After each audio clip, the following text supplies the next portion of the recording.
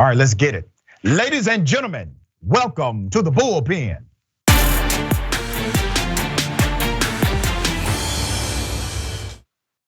All right, in the Bullpen today, we have Mr. Eric Peterson, associate contributor, Young Voices, tech policy analyst and commentator, various outlets.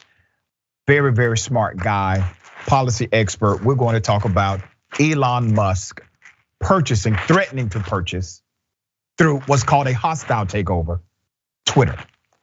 Eric, thank you for being on the show. How are you? I'm good. Happy to be on. It's been a big day for all things bird-related app. That's right. All right, this is going to be interesting, Eric. So I don't want to presume what you know or believe about Elon Musk and the purchase of Twitter, potential purchase of Twitter. So if you would, give us your sentiment and I would then opine. Yeah, I mean, it's really interesting for sure, right? I mean, this all started a few weeks ago where he put out a Twitter poll asking people if he thought that Twitter was doing a good enough job of holding free speech principles. After that, he made a decision to buy 10% of Twitter. And then we woke up this morning to an SEC filing where he has made an offer to purchase all the outstanding shares of Twitter and take it public. That filing is really interesting, both in what he's offering for a share price, what he thinks he can do for investors, and what he's saying that Twitter's doing for free speech. So it's an interesting day all around in terms of social media argument, in terms of where tech companies are going, and in terms of Elon Musk. You know, it's really interesting at the peak of his alleged illegal activity, around 70% of what was trending was about Elon Musk and his illegal activity of missing his filing requirement, which netted him about $156 million in profit, okay? And I'm sure you're familiar with that. Now that he has made this bold proclamation that he wants to outright purchase Twitter, now all of the news is trending about his potential purchase of Twitter and not the fact that he committed this financial crime. What are your thoughts about that? Any correlation here? I mean, all I can say, I'm not an expert in Elon Musk's business dealings, other than to say that it's well known that he's had fights with the SEC, even fights with the SEC about what he's put on Twitter. He's certainly got a lot of information there, and his purchase of Twitter certainly bumped the stock price. People, the market seems to believe in Elon Musk, but again, he's got a lot of fights going on with the SEC a lot of the time. Let me ask you: do you think it's a good thing or bad thing if Elon Musk purchases Twitter? I think it's way too early to tell. I mean, who knows what kind of content moderation decisions he would make. I would just say that, for some time, we spent a lot of time talking about what's going on Twitter. But Twitter's been a really stagnant platform for a long period of time. They basically had zero user growth for the last 4 to 5 years. They don't really have a great way to monetize Twitter. They don't bring in a lot of revenue like something like a Google or a Meta or an Apple or an Amazon does. The biggest innovation Twitter's had in a while is sort of copying Clubhouse and their spaces, which has proved to be fairly popular, but again, really difficult to monetize. So, we'll see it. Maybe he'll do a total redesign of Twitter. Maybe this is just about, the speech moderation on Twitter that he's unhappy with. I don't think we know yet.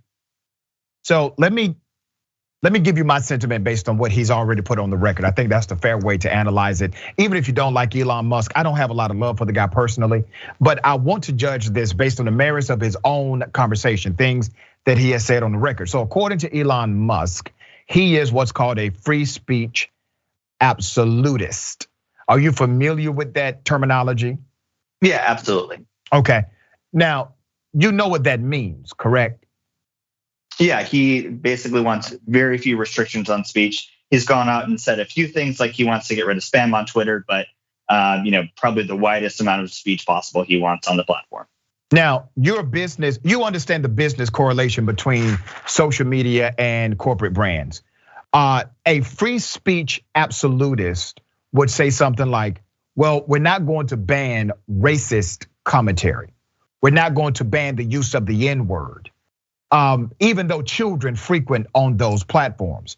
If you create a platform that has what's called open source algorithm and allows for the use of these extremely racist words and derogatory comments, corporate brands have to flee from that space. As a matter of fact, The deals that they already create with social media platforms, those deals will say things like, do not associate our content with the N-word, do not associate our content with this word, this phraseology, that phraseology, and it becomes like 5 or 6 pages of what not to connect the brand to.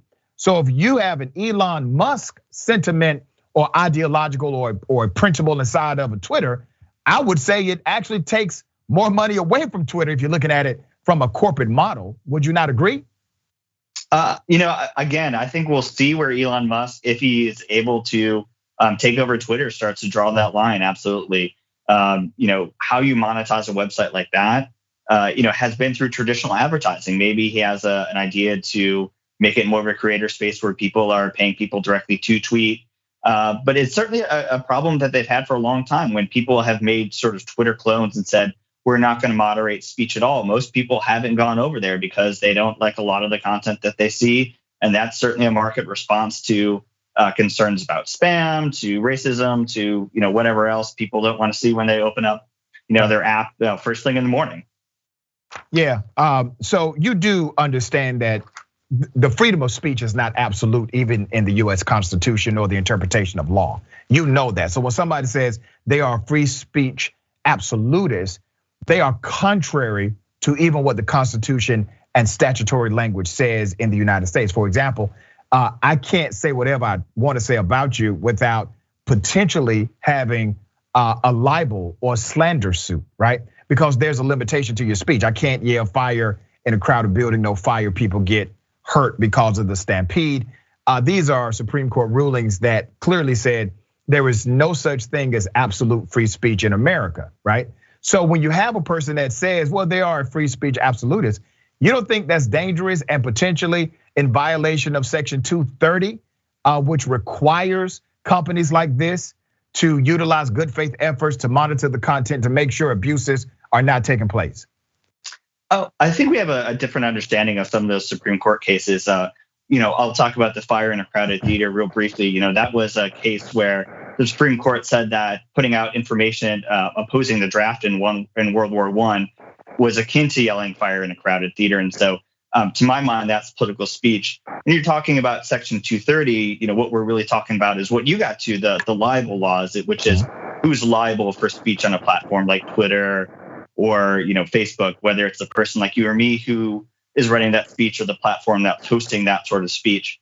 When it comes to speech restrictions, obviously what the government is allowed to restrict is very low in this country, right? We are an outlier when it comes to our commitment to free speech in the First Amendment. It's not shared in most of the world.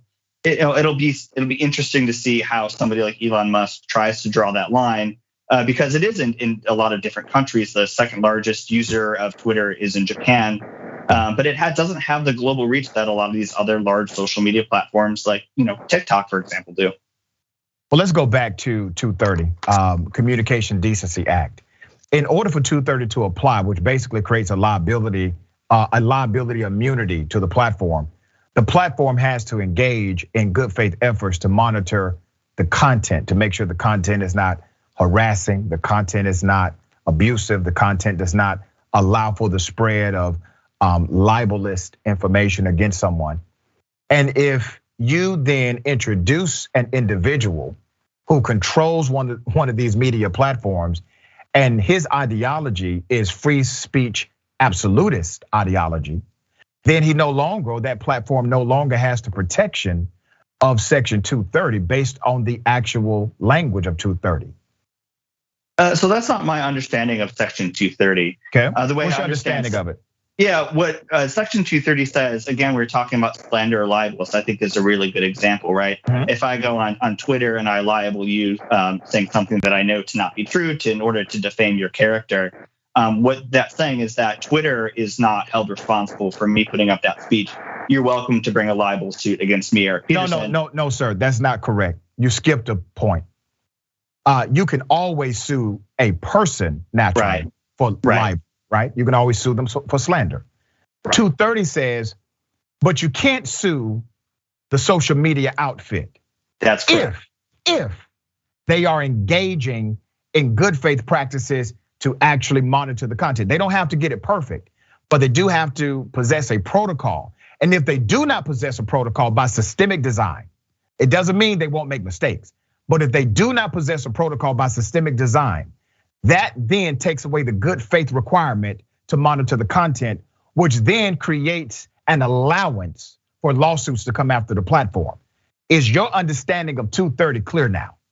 No, it's different because I agree that if they engage in moderation, that they're also not held liable for that speech. But also if they don't have moderation standards like some of the other social media networks that aren't very popular because they don't engage in any sort of moderation whatsoever, they also can't be held liable for things like slander. No, that's not true. If your platform shows a reckless disregard for monitoring abusive content and individuals are able to spew that content, Section 230 does not apply to you. Section 230 was never meant to protect people. It was meant to protect big companies. But big companies have an obligation to try to protect people. That's the way 230 works. You didn't know that? When we have a different understanding of that law when it was written at the part come of on, the brother. We can debate opinion. We can't debate facts. When was the last time you read 230? 2 weeks ago. Okay, brother, it hasn't changed since 2 weeks. Okay. All right. We will agree to disagree on that, brother. But I would encourage you to read 230 and the interpretation of 230 and the Communication Decency Act. I do appreciate you being on the program. Thank you, sir. Thank you so much for having me. Absolutely.